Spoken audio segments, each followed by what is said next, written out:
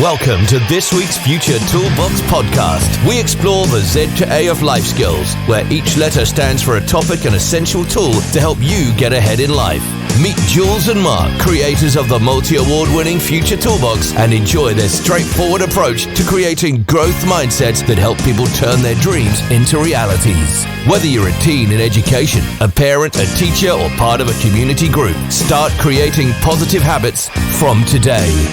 Welcome to this week's Z2A podcast with me, Mark, and Jules from the multi-award-winning Future Toolbox. Hello and welcome, everybody. Hello, everybody. Now, this is where we pick a letter and a topic and we discuss how you can use our tools to improve your own personal development and your life. What is the letter today? Hey, so this week we have chosen the letter N, which stands for now is your moment. So yeah, now is your moment to shine, because we are still embracing the theme for this month, which is embracing new beginnings. And there's a lot of people that have got new beginnings and are starting new schools, university or college this month. So it's really time to up the belief in your own abilities. Yeah, it's really, really easy to say that, isn't it? It was quite easy, actually. It was. Yeah, you did very well there. You did very well there. I believed in what you said. I did. But the question is, how do you do it? That's the big question. You know, we can sit here and say, right, off you go. Just go off and believe in yourself and think, yeah, I can be amazing. You are amazing. This. I am amazing, which is a great thing to do. But how do you continue to do that? How do you keep that self-belief that you are able to achieve what it is that you're trying to achieve, whether that be something within your education, you're working towards a degree or GCSE, or you've started something new that you're in the beginnings of it and your confidence isn't right up there. So we're going to look at how you can build and have what's called your own self-efficacy. Can you say that? No, you said that word earlier, and that's not easy to say at all. Self-efficacy. There you go. Did it. Honestly, we've been practicing this, and that's the first time that he's done it. So that belief that he could do it, and he's done it. That's actually a really, really good point, because the first time you said that word, self-efficacy, I said, I can't say that word. How are we going to do a podcast and put that in there? And then I kept saying to you, I can't say that word. And you went, say it. Self-efficacy. Yeah, I was practicing how he can say it, and he's done it. So there you go. But that is one thing, isn't it? We talk ourselves out of saying that we can't do something. We're very, very quick to say, I can't say that word. Okay, whether I can say that word or not is not life-changing. But that language we use is massively important, isn't it? So for those of you that maybe haven't come across this or are a little bit unsure about what is it they're waffling on about, self-efficacy is the person's belief in your own ability to complete a task or achieve a goal. And it's about your own confidence in yourselves to be able to control things like your behaviour, influence over what's happening, and keeping yourself motivated in the pursuit of your goal. So people have self-efficacy in different situations and domains.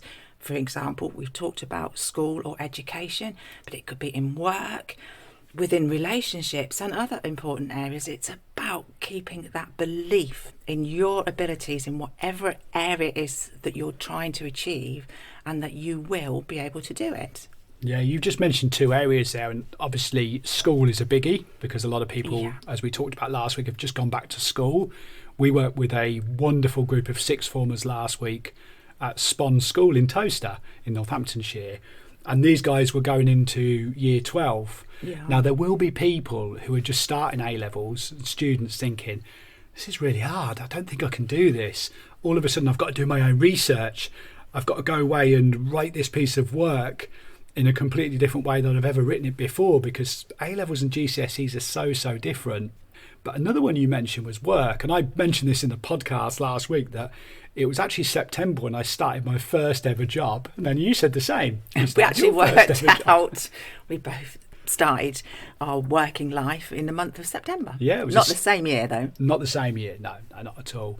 But again, you go into a new job maybe, you get promoted, you take something new on, and all of a sudden you think, this is really hard, I don't think I can do this. There's always that little nagging doubt in your mind. But sometimes you have to do it, don't you? You've got to go for it. Yes, because they've had the belief, say if it's a job that you're starting, they've had the belief from meeting you and interviewing you that you can do the job. So what you have to do is prove that their decision was right and that you can do it. But it's really hard sometimes because the doubt will creep in when somebody's teaching you something new and you maybe don't get it the first time, like you trying to say that word or even fully understand what we were going to talk about today. It will, and it's changing those limiting beliefs about yourself.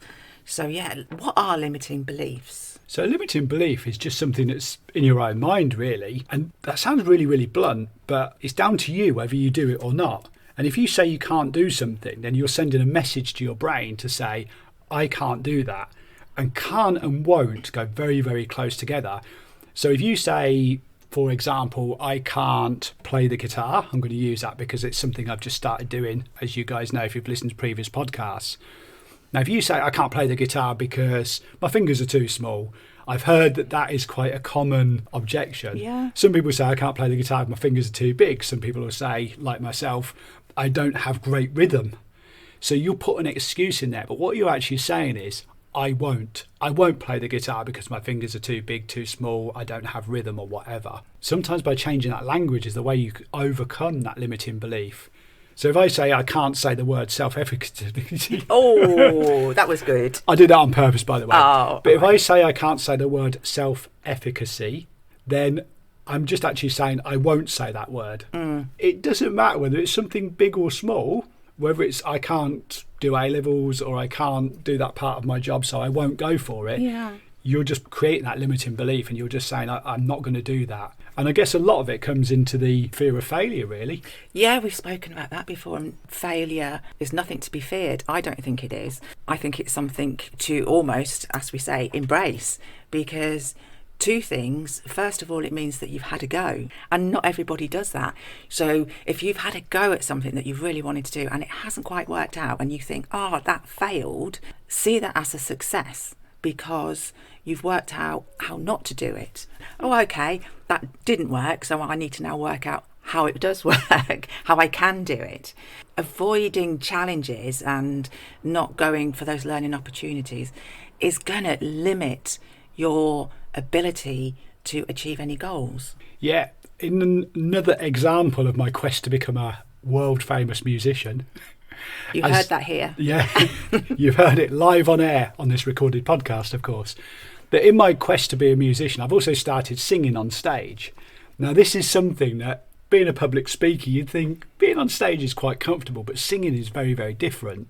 Now, last week at our jam session, I tried a song that I tried a couple of times before and it didn't go particularly well. And the reason why it didn't go too well was because the pitch and the timing was a little bit too quick for me. Now, my limiting belief could be that I'm never going to do that again because that went so badly. In fact, I'm probably doing it down. It didn't go so badly, but there was a bit where I got some words the wrong way round and the timing went out slightly. So I could think, well, I made a mistake in that. It was obvious. So that's it. Never singing that song ever again. Or I could look at it and think, right, okay, the bit that I got wrong, how can I improve on that? But the bits that I did really well, how can I do them better? And that's what the big key is. A lot of people focus on the mistake. Yeah. They might go, that song was 5 minutes long. I messed up 25 seconds of it. So I'm going to focus on that 25 seconds and not the other 4 3/4 minutes or whatever. Times that by something on a bigger scale, we always dwell on that one negative comment that somebody might say out of 1,000 positive comments. Or we might pick up on that one time that we tried something out of 150 times and we didn't quite get it right. And somebody said, oh, that wasn't quite right. So it's about picking up and learning what you could do better on the thing that you didn't do very well, but what could do even better on the things that you do well. I mean, we all get things wrong. That's an absolute fact. Apart from Mary Poppins. She's practically perfect in every way. Remember that.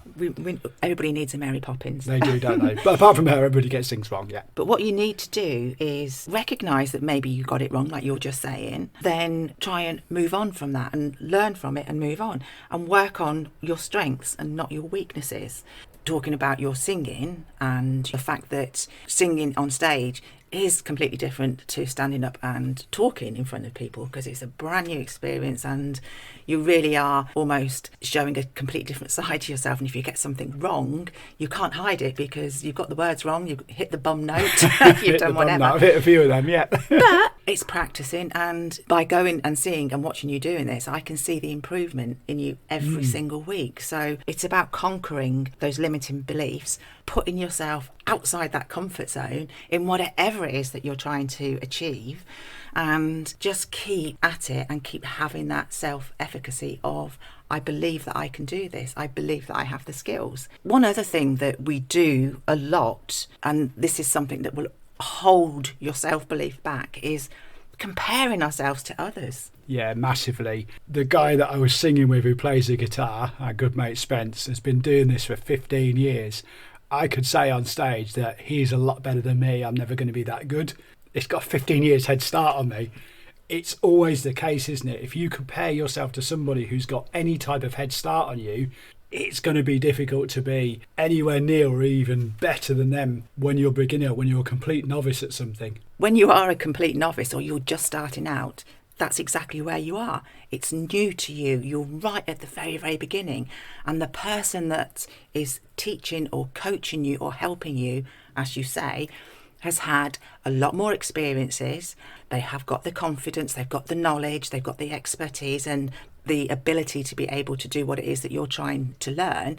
And it's quite normal for you to be sitting there thinking, oh, I'll never be like that. But you have to remember, when they first started, they were exactly the same position that you're in when you're beginning something new. They didn't know, they didn't have the confidence, they learnt the same as you are doing. Take that experience, take that knowledge, take everything that your teachers, anybody that's coaching you or helping you to achieve your goals, your ambitions, because they've walked the walk, haven't they? I'm going to chuck in another language change here as well, because sometimes, take public speaking, for example, it's something we've been doing for ages. And a lot of people say, I couldn't do that. You guys, seasoned professionals or whatever, you've been doing this for years. I couldn't do what you're doing. Change that language and speak to a seasoned professional and say to them, you're really good at what you do. How do you do that? How could I become as good as you? Or how could I learn my first steps on the path to whatever it's going to be? Path to mastery. Path to mastery. I remember saying math to pastry once. That's why I had to throw that in, just to see if he's done it, he's learned it. Yeah, that was live. That was actually in a live webinar. We can edit this bit out, but I'm not going to. So yeah, I went to say path to mastery and said math to pastry, and I think which is fine. Nobody noticed at all, apart from the people that laughed out loud. That was most of them. But it doesn't matter. You will make mistakes, and everybody makes mistakes. Like us with the seasoned professionals, saying math to pastry. And as you were just saying, if you go to somebody and ask for their help and say, I'm trying to learn this, I've seen what you can do and I really admire you and it's what I want to do, it's highly unlikely that they're going to turn around and say, oh no, I'm not helping you, because they know where you are, they've been there, and they will be absolutely delighted and quite proud, I would imagine, to be able to help you, and the fact that you've asked for it. So never let fear of asking for help from somebody that's really, really good. I'm sure 99.9% of the times they'd love to help you. So we have a network marketing business as well with an amazing company called Utility Warehouse. But do you remember when we spoke at our first ever event, and it was in front of about 750, 1,000 people? We spoke on stage, and the guy that organised the event, his name's Wes Linden. He's a world speaker who's spoken on stage at ridiculously big conferences. Now, he rang me the next day and said, oh, Mark, really, really enjoyed that. I've got some feedback for you on how you can improve your public speaking. Would you like me to tell you? Now, at that point there, I'm thinking, world-class public speaker is offering to give us some feedback. What am I going to say? Of course. And he told us a few little tips, shared a few little tips with us that really, really helped us to enhance our public speaking. And one thing that we done on that day was we tried to cram so much into a 15-minute slot. He went, pick one thing. And it was that one little bit of advice about summarising and giving one story, one tool in that 15-minute slot really, really worked. And that helped us to move on. So thanks, Wes. if you're listening to this podcast. We really appreciate that. Of course he is. Yeah, of course he is. So that's obviously a story about us improving something that I'd like to think we're already pretty good at. But let's go back to somebody who's starting out. They want to accomplish something. They want to achieve a goal, and maybe they're feeling a little bit nervous. So how does this role of self-efficacy play a part in that? Basically, most people, they can identify their goals, like you just said, and maybe things that they want to change and things that they want to achieve. But this is the key. People have these ideas, but they're not quite sure of how to put those plans into action. But using your self-efficacy actually plays a major role in how those goals, tasks and challenges are actually approached. So people with high self-efficacy or belief have a strong sense of being able to develop a deeper interest in the activity in which they want to participate. So for example, your singing and your guitar playing, it's something that you've always had an interest in. And until you've now had the chance to be able to do it, your self-efficacy around that was probably quite low. But now, because you've developed that deeper interest, then your self-efficacy is high in terms of your belief and that you think that you can actually do this now. I am going to be the next. Who's your favourite singer? Well, I want to play Bon Jovi. I want to play Sweet Child of Mine by Guns N' Roses. But yeah, that's a really, really good point, because I've actually quit playing the guitar many times because I couldn't play that song. And that's the way people fall down. They have a desire and a want to do something, but because they're not very good at it to start with and they make more mistakes, they just go, that's it. Fixed mindset, not doing that anymore. Yeah. So you form a stronger sense of commitment to your interests and your activities because it's something that you believe that you can do. The other thing for people with a high self-efficacy is they recover quickly from setbacks and disappointments because of that high level of self-belief. So when something doesn't go very well and you're not learning as quickly as you want to, or you fail at something, because you have that belief and desire and commitment and want to achieve it, you can bounce back even quicker. Yeah, I guess that goes for us with public speaking. We've been doing that for so many years now. There's times where we've messed things up, or we haven't maybe connected with the audience, or somebody's put down, how dare they, some poor feedback. But it's easier to bounce back and say, okay, maybe we weren't so good that day, or okay, maybe that just wasn't quite pitched right, and we can bounce back very quickly. If that had happened on day one, it would have been a lot harder to deal with. Yeah. And the other great thing about having that absolute belief that you're going to achieve something is when you are faced with a challenging problem, you face them as tasks to be mastered as opposed to tasks to walk away from. The path to mastery. Yes. Or the path to mastery, as I once said, live on a webinar. But as you can see, the role of this is that whole positivity, isn't it? It's that belief. Now is your moment to achieve and to be able to walk the path of believing in yourself. I love that. How to walk the path of believing in yourself, taking those small steps every single day towards your goal and jumping over those little obstacles that might get in the way. Well, we've talked a lot about self-belief today, so I believe that you will get so much from our website, which is futuretoolbox.co.uk, loaded with lots of tools. You can get even more on our social media. We're on Facebook, Instagram and TikTok. You can also subscribe to our YouTube channel and watch loads of really useful videos on there. Plus we're on LinkedIn because we are everywhere. We are indeed. So we look forward to catching you all next week. Have a great week. See you soon. Bye for now. Thank you for joining us for the Z2A of Life Skills with Jules and Mark of the Future Toolbox. Don't forget to head over to their website, which is futuretoolbox.co.uk, where you can find lots of free resources, plus a host of books in the store, as well as subscribing to the membership site. Follow Future Toolbox Instagram, TikTok and Facebook at Future Toolbox, and subscribe to their YouTube channel too.